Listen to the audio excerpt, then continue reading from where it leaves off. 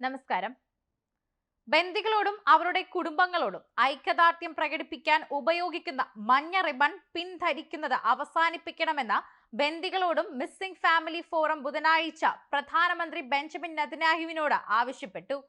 തങ്ങളുടെ ആവശ്യത്തിന് പ്രധാനമന്ത്രി പിന്തുണ നൽകുന്നത് വ്യാജമാണെന്നാണ് അവർ കുറ്റപ്പെടുത്തിയത്.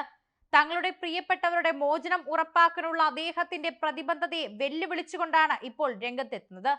ബന്ദികളാക്കിയവരുടെ തിരിച്ചുവരവിന് അനിയന്ത്രിതമായി തന്നെ പിന്തുണയും പ്രിയപ്പെട്ടവർ 334 ദിവസമായി ഗാസയിലെ ഹമാസിലേക്ക് ഉപേക്ഷിക്കപ്പെട്ട ബന്ദികളുടെ കുടുംബങ്ങളോട് സഹതാപവും പ്രകടിപ്പിക്കാൻ ആഗ്രഹിക്കുന്നു. ഏതൊരാളും മഞ്ഞ റിബൺ പിൻധരിക്കുന്നു.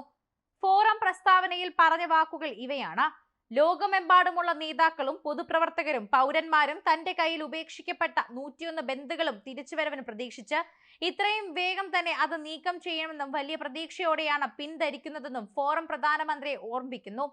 ഇത് കാണുക, പുനരധിവാസത്തിനായി തന്നെ ജീവിക്കുക, കൊല്ലപ്പെട്ടവരെയും മരിച്ചവരെയും സംസ്കരിക്കാൻ അത് ധരിക്കുന്നത് അവരുടെ മടങ്ങിവരവിനുള്ള വിട്ടുവീഴ്ചയില്ലാത്ത ധാർമ്മിക പ്രതിബദ്ധതയെ സൂചിപ്പിക്കുന്നു.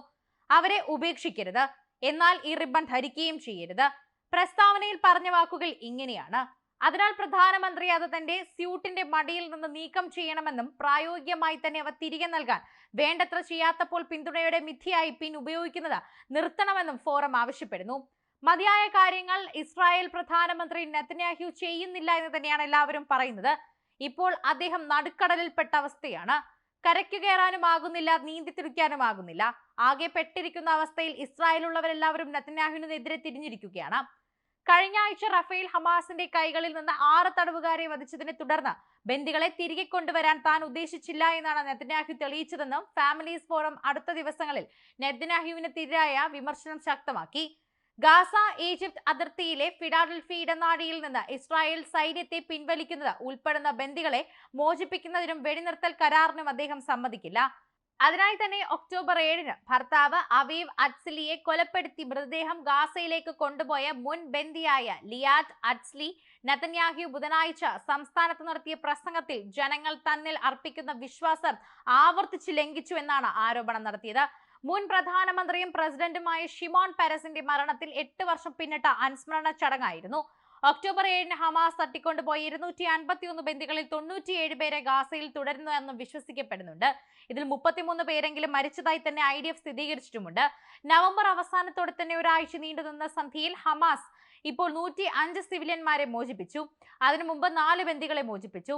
8 ബന്ദികളെ സൈന്യം ജീവനോടെ രക്ഷിച്ചു. ബന്ദികളാക്കിയ 37 പേരുടെ മൃതദേഹങ്ങളും കണ്ടെടുത്തു. ബന്ദികളാക്കിയവരിൽ നിന്ന് രക്ഷപ്പെടാൻ ശ്രമിക്കുന്നതിനിടെ സൈന്യം തെറ്റായി തന്നെ കൊല്ലപ്പെട്ട 3 പേർ ഉൾപ്പെടുന്നു. 2014-ലും 2015-ലും സ്ട്രിപ്പിൽ പ്രവേശിച്ച് 2 ഇസ്രായേൽ സിവിലിയന്മാരും 2014-ൽ കൊല്ലപ്പെട്ട 2 IDF സൈനികരുടെ മൃതദേഹങ്ങളും ഹമാസിന്റെ കൈവശമുണ്ട്. സ്വന്തം പ്രസംഗത്തിനിടെ ഹെർസോഗ് നെതന്യാഹുവിനെ നേരിട്ട് വിമർശിക്കുന്നത് ഒഴിവാക്കി. എന്നാൽ സങ്കീർത്തനങ്ങൾ ഉദ്ധരിച്ചും ഫിലാഡൽഫി ഇടനാഴിയിൽ നിന്ന് പിൻവാങ്ങുന്നത് ഹമാസിനെ ഈജിപ്തിൽ നിന്ന് കടത്തുന്ന ആയുധങ്ങൾ പുനരധിവസിപ്പിക്കാൻ അനുവദിക്കുമെന്നും നെതന്യാഹു തുടർച്ചയായി വാദിക്കുന്നുണ്ടെങ്കിലും മുതിർന്ന പ്രതിരോധ ഉദ്യോഗസ്ഥൻ അദ്ദേഹത്തിന്റെ നിലപാടിനെതിരെ എതിർപ്പ് പ്രകടിപ്പിച്ചു. ഈ റിപ്പോർട്ടുകളും പുറത്തു വന്നിട്ടുണ്ടായിരുന്നു. ആവശ്യമുണ്ടെങ്കിൽ പിന്നീടുള്ള രീതിയിൽ ഇടപാട് നടത്താമെന്ന പ്രദേശം തിരിച്ചുപിടിക്കുകയും ചെയ്യുമെന്നുമാണ് അദ്ദേഹം പറഞ്ഞത്.